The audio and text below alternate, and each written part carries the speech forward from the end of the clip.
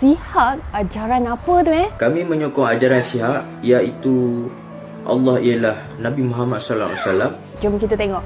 Bila kita sebutkan antara apa yang mereka ura-urakan bahawa Nabi Muhammad adalah sebagai Tuhan. Salah. Kerana apa? Kita lihat bagaimana pegangan asas yang kita lihat khususnya dalam bab akidah.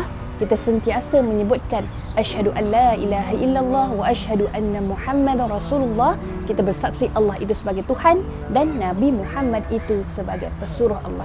Maka mana-mana ajaran sesat yang mengatakan bahawa Nabi Muhammad itu adalah Tuhan, maka salah.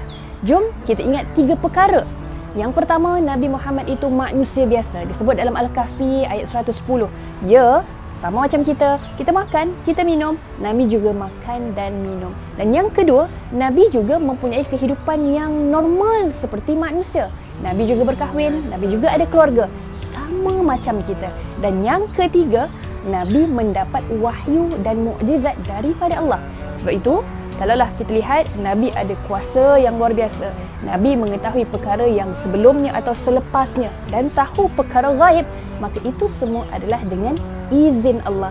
Nabi juga manusia, Nabi bergantung kepada Allah. Maka ingat pada 3 perkara ini.